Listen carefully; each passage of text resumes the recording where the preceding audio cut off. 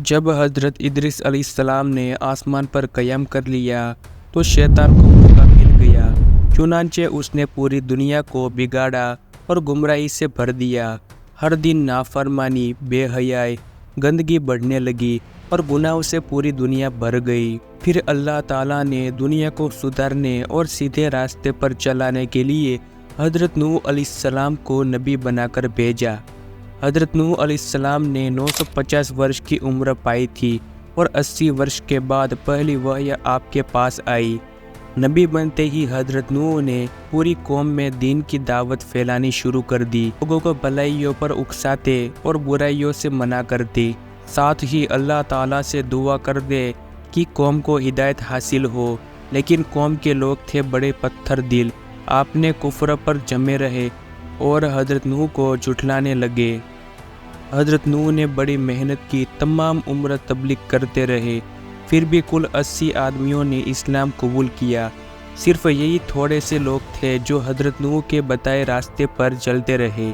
दुश्मनों की दुश्मनी इस हद तक बढ़ी हुई थी कि वे मरने के वक्त अपने बेटों को वसीयत करते और अपने कुफ्र के अकीदे पर उन्हें जमे रहने की हिदायत करते। कहते, बेटो हरगिज़ अपने बाप दादा के दीन से फिसलना मत, न नूह की बातों का असर लेना, और जहाँ तक हो हजरत नूह को दुख और तकलीफ पहुँचाना, चाहे तुम्हारा ठिकाना जहन्नम ही क्यों ना हो। जब ऐसी मुसीबतों में 7 शादियाँ गुजर गई तो हजरत नूह अलैहिस्सलाम मायूस और तंग दिल होने लगे।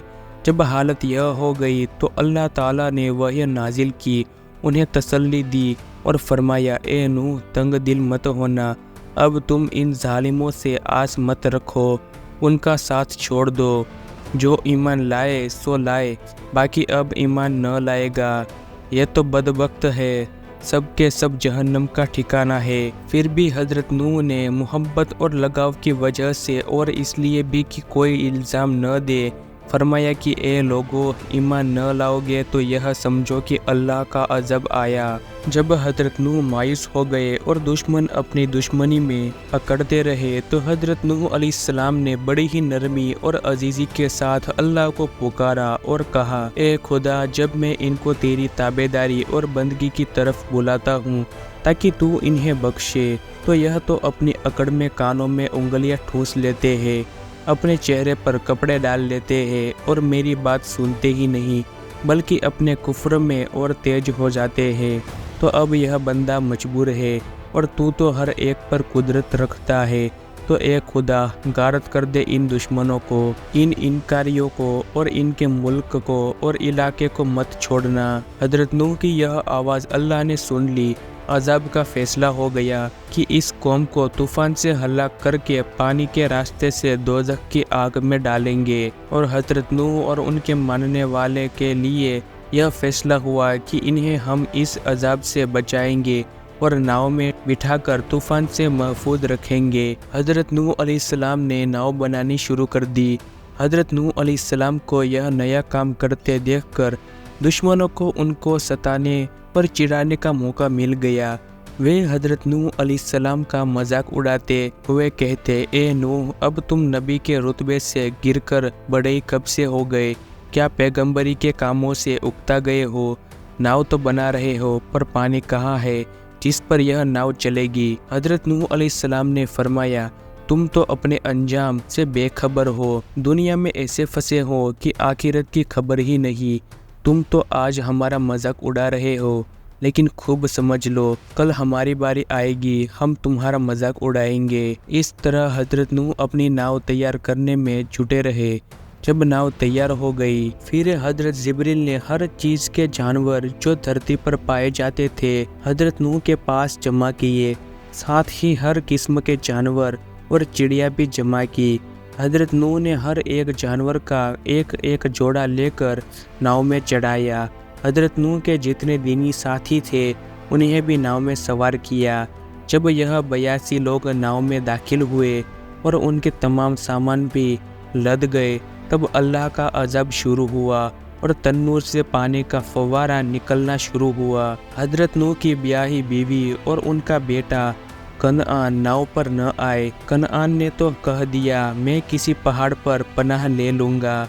हजरत नूह बोले, इससे काम न चलेगा, न पहाड़ की पनाह काम देगी, न किसी झाड़ और पौधे की। इसलिए बेटे तुम अब भी आ जाओ। लेकिन वह नाफरमान बेटा न माना। इसी बीच एक मौज आई और उसने उसको डुबा दिया। 40 दिन तक तूफान का यह पानी धरती को पानी में डुबाता रहा। आसमान से वर्षा भी हुई, जमीन से पानी की सोते भी फूटे। तमाम आबादियों के मकान, बाग, माल, जायदाद और आबादियों के तमाम लोग इस तूफान की भेंट में चढ़ गए। हर तरफ पानी ही पानी था। इतना पानी था कि पहाड़ तक उसमें डूब गए। लेकिन नूह की नाव पर जो लोग सवार थे वह चकोले खाते हुए भी, अंधेरा, हवा और पानी के होते हुए भी अल्लाह की पनाह में थे। अल्लाह ने उन्हें डूबने से बचा लिया था। फिर तूफान के खत्म होने का हुक्म हो गया। कहा गया, ए ज़मीन अपने पानी को थाम, ए आसमान अब पानी का काम नहीं। तफसील लिखने वाले कहते हैं कि अल्लाह ताला ने हुक्म दिया कि मैं एक पहाड़ी पर नाव को ठहराऊंगा और तमाम नाव वालों को उस पहाड़ पर उतार दूंगा। सब पहाड़ों ने अपनी बुलंदी पर फख्र करते हुए सर बुलंद किया, मगर जूदी पहाड़ी ने छोटापन ही दिखाया। अल्लाह ताला ने उसके इस छोटेपन की वजह से उसे इज्जत बख्शी और नूह की नाव उस पहाड़ पर ठहराई गई। फिर उसी पहाड़ के नीचे तमाम लोग उतरे, वहाँ एक गांव आबाद किया। तूफान के अजाब से पनाह मिली, इस पर बेइंतहा खुशी जाहिर की। इस गांव का नाम सुके अमानीन रखा गया।